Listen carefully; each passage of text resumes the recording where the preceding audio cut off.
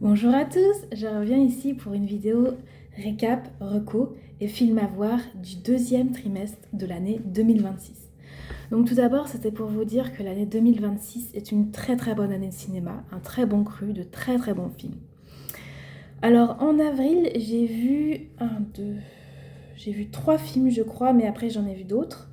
Donc mes coups de cœur vont à Compostelle, donc c'est sur le chemin de Compostelle, avec de grands acteurs comme Alexandra Lamy, des beaux paysages filmés par des drones, donc c'est un coup de cœur. Après, j'ai vu Le Diable s'habille en Prada, j'ai pas beaucoup aimé le premier, pardon. Donc le deuxième, j'ai trouvé pas terrible, donc voilà. Ensuite, j'ai vu The Drama, donc là c'est vraiment un deuxième coup de cœur, encore une fois, avec le couple Zendaya-Robert Pattinson. C'est sur une histoire de mariage qui se délite, mais je dis pas pourquoi, il y a une raison morbide à la fin.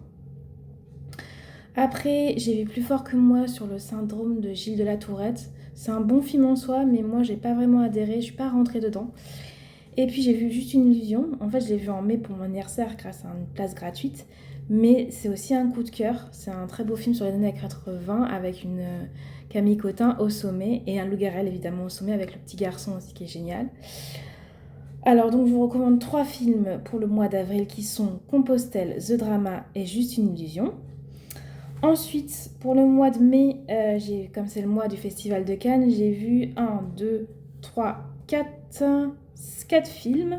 Alors, mon coup de cœur va à L'être aimé de Roberto Sorogoyen, ou c'est Rodrigo ou Roberto, je ne sais plus très bien, qui avait fait Asbestas, un très très bon film en 2022, avec Denis Ménochet notamment. Et là, il est revenu pour L'être aimé avec Javier Bardem qui est au sommet encore une fois. Il y a un très bon jeu d'acteur aussi, des très beaux plans, presque un huis clos dans la première partie du film. Et j'avais beaucoup aimé la série qu'il avait fait sur de jeunes personnes de 30 ans qui se rencontrent à un nouvel an, qui est fait sur 10 ans aussi, donc ça s'appelle Los Años Nuevos. Donc voilà, donc j'ai vu pour le Festival de Cannes, enfin pour les moments du Festival de Cannes, comment dire, les films de Cannes, j'ai vu La Venus électrique, que j'ai moyennement aimé, c'est sur un univers forain. Histoire parallèle avec Pierre Niney, malgré le super bon casting, c'est pas un film que je retiens. Et Autofiction, donc il y a une belle palette des couleurs, c'est un Pedro Almodovar, encore un film espagnol, mais c'est pas le meilleur des Pedro Almodovar. Donc en juin, on passe déjà en juin. J'ai vu 3 films, dont Le Vertige de Quentin Dupieux, dont je suis fan absolue. Mais là, c'est pas son meilleur, encore une fois. C'est un film d'animation vintage, il a essayé de faire autre chose. C'est pas si rigolo que ça. Mais bon, on s'ennuie pas, ça dure même pas 1 heure. Donc... Enfin, c'est un peu plus d'1 heure, mais il fait toujours dans des formats courts. J'attends ce nouveau film avec Eric Ramsey. Il avait déjà fait jouer ces deux personnes dans Steak, son premier film. Donc voilà, je suis sûre que ça va être bon. Puis il y a aussi un film avec Kristen Stewart qui a été présenté en séance spéciale à Cannes. Voilà, donc aussi donc en juin, j'ai vu Toy Story 5. Là, c'est un véritable coup de cœur. Donc c'est toujours la même histoire sur l'obsolescence des jouets et la survisité avec l'arrivée d'une tablette. Donc c'est meilleur que le 4 et c'est presque au niveau du 3. Voilà, et j'ai vu le film Disclosure D de Steven Spielberg.